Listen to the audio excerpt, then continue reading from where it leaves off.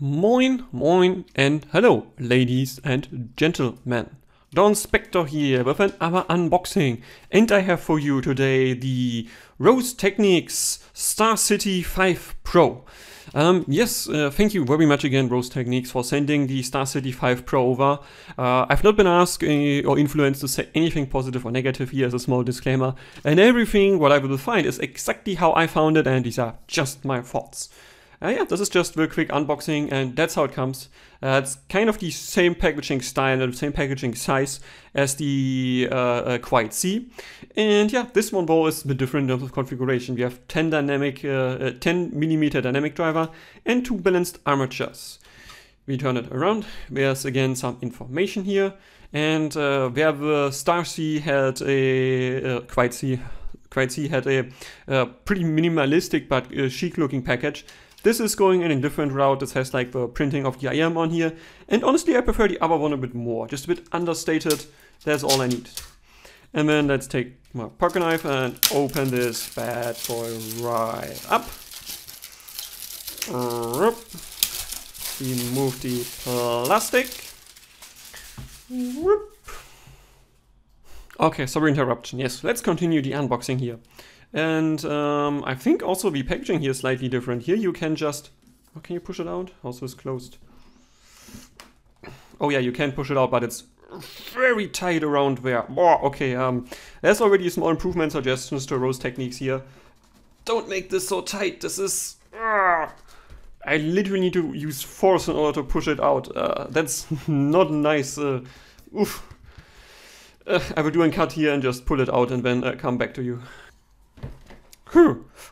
Wiping some sweat off my face. Yep, this was not as easy as I first thought, and definitely they should make the tolerances here a bit bigger. Make it a millimeter bigger, then it's just easier to remove. And then we get to the unboxing itself. Packaging, yeah, is exactly the same as the one of the Quiet C, but here you have this printing Lightyear with an AMA symbol on here. Actually looks pretty cool, but I'm not sure why is it light here, because we have Star City, not sure how these belong together. Oh, and then we have again a similar presentation, but unlike the exploded schematics, this time we just get a picture here. I think this is pretty cool that they put this on top. This is definitely a unique spin. Usually you just get this sheet that is not marked at all. Oh my god, this is perfumed. I'm not sure, ladies and gentlemen, if this is perfumed or if this just has a smell on its own, but it definitely has, and it smells very unique. First, we start again with the accessories. This is a fake leather puck thingy. I've had a few other IMs that come with a similar thing, but not exactly the same. And you also have the Lightyear embroidering on here. And similar to the other ones, I don't think this is actually sewn on, like it's not, the thread is not just attached to the thing beneath, it's just glued on. It also, yeah, you can see that at the bottom, it's also just glued on, so that is not my favorite choice, but at least it looks well made and it's very sturdy here, like there's almost no flex going on. And then let's try to remove this. Again, tolerances, very tight Rose Techniques, make it a bit easier to remove. Inside here, no padding also, could be improved as well. And then we have the cable and the tip. Oh my god, we get an USB-C to 3.5mm adapter here. Okay. I will also try out how this one does. Let's see how it can do. And here we get a standard pair of silicone tips. I will not open this up now for the unboxing, but let's see, just squish it a bit. Seems to be okay squishy. And then the cable here. And I can already tell you, somehow with this IEM, which is I think 75 bucks. Yep, 76 bucks to be correct. This is a worse cable than what you get with the Quiet C. I think you should have just opted out to also use the cable of the Quiet C here, in my opinion, because that was pretty good, and I liked it when I unboxed it. But let's get into the details. Again, this is aluminium cylinder here. Also branded with Lightyear. A strain release behind that actually does a decent job in releasing strain. It could be a bit long in my opinion, but at least it works, so that's decent. And then we have these two black medium thick cloth coated fiber cables. And to my surprise, this is also turning smooth. when I just unboxed it, I had the fear that this will turn very tangly, like a bit like blonde cable feeling. But it didn't. It's definitely smoother than I expected. And then we have a small metal linear splitter. A quick note though, the twisting here seems to be better done than on the Quite C. But generally, I think the Quite C cable would be more my style. It's just a bit thicker, it just feels a bit more sturdy. But this one here is definitely a bit lighter due to that. And then we go to the 2 wires on top. And the chin slider, as you can see, this is very easy moving. That will not stay in place, so there's some improvement potential here as well.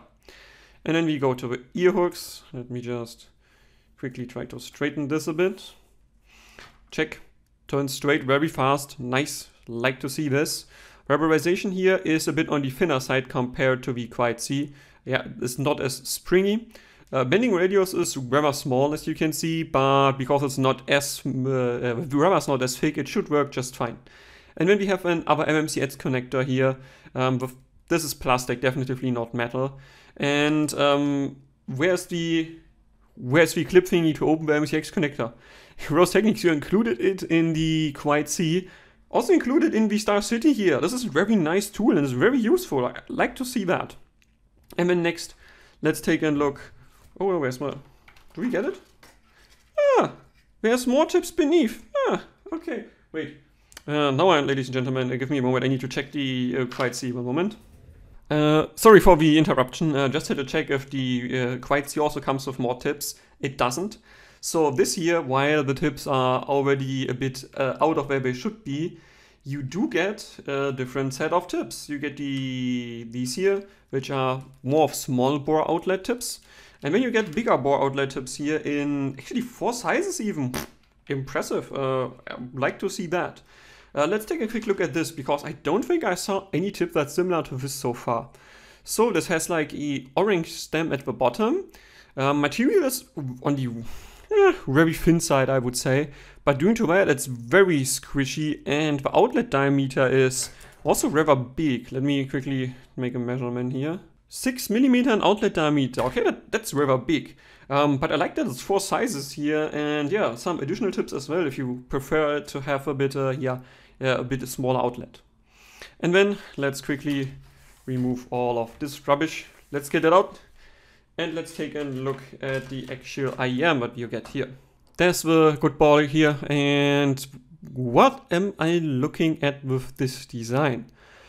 This is again, it's super unique looking. I've never seen anything similar here. First I thought this might be similar to the Tint T2, T2 Evo, T2 Plus, Tint T2 whatever. There's like a bazillion of them now. But actually is not. This uses just a barrel thing as the top outlet here with a very big pressure hole here. And then you have another small pressure hole at the front here. That's also very unique looking. And then you can see this, I think this might be the driver unit that is inside this, the dynamic driver, because you can see it is inserted here, and it kind of goes on probably until like somewhere here and is glued in. And then you have this semi-custom thingy going on there that looks like it's resin, it feels like resin, and there's no pressure hole in the inside. And then it goes to a nozzle at the front that is like golden and has I think the mesh here looks to be glued in well, but it's on the rather thick side. Let's quickly measure it. 5.7 millimeters around the nozzle, or like the lip, and behind 5 millimeters. Actually, it's totally fine.